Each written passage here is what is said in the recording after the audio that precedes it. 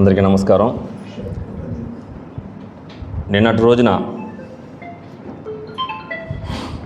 కావల్లో ఒక విలేకరు అని చెప్పుకునే ఒక వ్యక్తి, అతని పేరు మధుబాబు చిలకపాటి అంట, మా యాదవ కులస్తులను కించపరుస్తూ యాదవ సమాజాన్ని తలదించుకునేలా మనోభావాలు దెబ్బతీస్తూ సోషల్ మీడియాలో పోస్ట్ పెట్టడం జరిగింది. ఒకసారి మీరు దాన్ని గమనించండి. యాదవ నాయాలారా, రాజకీయంలో విమర్శలు చేసుకోవచ్చు, ప్రతి విమర్శలు చేసుకోవచ్చు, ప్రతిపక్షంలో కానీ అధికార పక్షంలో కానీ ఏం చేసుకోవచ్చు. కానీ ఒక కులాన్ని విమర్శించే హక్కు ఆ పోస్ట్ పెట్టిన అతనికి ఎక్కడి నుంచి వచ్చిందని నేను ప్రశ్నిస్తున్నా. పోతే ఇతను అసలుకి ఎవరు? ఒక విలేకరి ముసుగులు వేసుకొని లంచాలు దండుకొని ఈరోజు లక్షలకి పడగెత్తిన ఒక వ్యక్తి. ఇతనేమంటాడు? యాదవ నాయలారా అంటారు.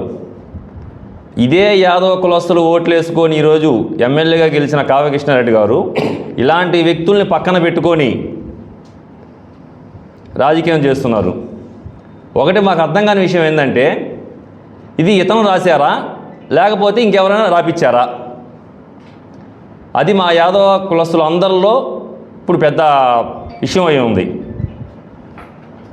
మొన్న ఇంకొక అతను, ఎవరో అతని పేరు శ్రీనివాసులు తోకల అంట, బిఎంఆర్ గారికి డాక్టరేట్ ఇచ్చారు ఒక గవర్నర్ చేతుల మీదుగా. అతనే రాస్తాడు, సమాజానికి ఏం సేవ చేశారని డాక్టరేట్. అంటే వీళ్ళ ఉద్దేశం ఏందో మాకైతే అర్థం కావట్లేదు. కావల్లో యాదవస్తులు లేకుండా వీళ్ళు గెలిచారా? అసలు వీళ్ళు యాదవ కులస్తుల్ని ఏం చేయాలనుకుంటున్నారు? ఇప్పటికే 4-5 వర్గాలు చేసేసారు. అది రాజకీయంగా మాకు అవసరం లేదు. దీన్ని మేము తీవ్రంగా ఖండిస్తున్నాం. ఈరోజు వంటంలో కూడా మేము కేసు ఇచ్చే ప్రయత్నాలు చేస్తున్నాము. అసలు దీని వెనక ఎవరున్నారు? ఇప్పటికే కావల్లో యాదవ కులస్తులు ఎవరు సపోర్ట్ లేరు. ఎందువల్ల అంటే ఇలాంటి వ్యక్తులను పక్కన పెట్టుకొని రాజకీయం చేస్తూ యాదవులందరూ దూరం చేసుకున్నారు. ఇంకా రానున్న రోజులుగా ఎవరు ఉండరు, ఒక్కరు కూడా ఉండరు యాదవులు ఎవరు.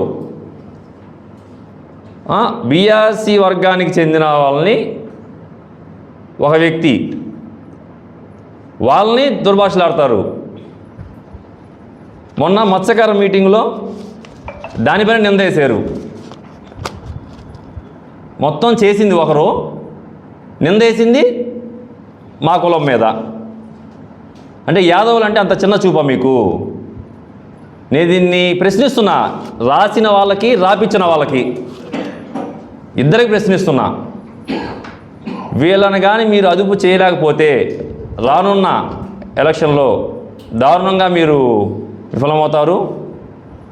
ఇలాంటి వారిని మీరు దూరంగా ఉంచితే సమాజానికి అందరికీ మంచిది. అసలు యాదవ కులస్తులు అంటే అతనికి తెలుసో తెలియదు. బహుశా తిరుమల తిరుపతి పుణ్యక్షేత్రంలో మొట్టమొదటి దర్శనం చేసుకునేది యాదవ కులస్తులు మేము గర్వంగా చెప్పుకుంటున్నాం. తెలుసా నీకు? పోతే మన కావల్లో కలుగోలమ్మ గుళ్ళో ప్రతి సంవత్సరం ఉత్సవాలు చేస్తారు.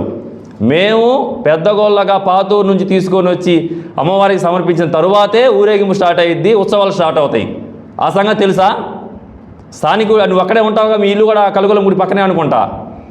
నువ్వు ఎక్కడి నుంచో బయట ఊరు నుంచి పొగురూరు నుంచి వచ్చి నువ్వు మా యాదవ కులస్తుల్ని కించపరిచేలా వ్యాఖ్యలు చేస్తావా? మేము దీనికి మేము చెప్తున్న ఒకటే మాట గుర్తుపెట్టుకోండి. ఆ పోస్ట్ పెట్టిన వ్యక్తికి మేము విలేకరులు కానీ సోషల్ మీడియా చేసే ఎవరినైనా సరే మీరు వ్యక్తిగతంగా మీరు రాసుకోండి, ఏమైనా రాజకీయంగా రాసుకోండి, విమర్శలు రాసుకోండి, ప్రతి విమర్శలు రాసుకోండి. కుల ఘర్షణలు పెట్టే ఇలాంటివి కానీ మటు మీరు రాస్తే మేము సహించేది లేదు. మా కులస్తులు దీని మీద చాలా తీవ్రంగా ఉన్నారు. కొంతమంది అయితే ముట్టడించే ప్రయత్నాలు కూడా ప్రయత్నాలు చేస్తున్నారు. ఇలాంటి కుల ఘర్షణలు చేసే వ్యక్తుల్ని దూరంగా ఉంచాలని చెప్పి మేము కోరుకుంటున్నాం. అసలు యాదవ నాయలా అన్నారు. అసలు నువ్వు నిన్న పుణ్యక్షేత్రాలకు వెళ్ళి తిరిగి వచ్చావు ఒక 10 రోజులు. ఎవరి సొమ్ముతో పోయి తిరిగి వచ్చావా? ఎవరి వ్యక్తితో పోయి తిరిగి వచ్చావు? నీ జోబులో డబ్బులు తీసుకెళ్ళి తిరిగి వచ్చావా? సాటి యాదవ కులస్తులతో కాదు నువ్వు వెళ్ళొచ్చింది. ఆ విషయం గుర్తుపెట్టుకో. నువ్వు ఒక విలేకరు ముసుగులో ఉండి రియల్ ఎస్టేట్ల దగ్గర అక్రమంగా సంపాదించే రేషన్ బీమాల దగ్గర నువ్వు ముడుపులు తీసుకోవట్లేదా?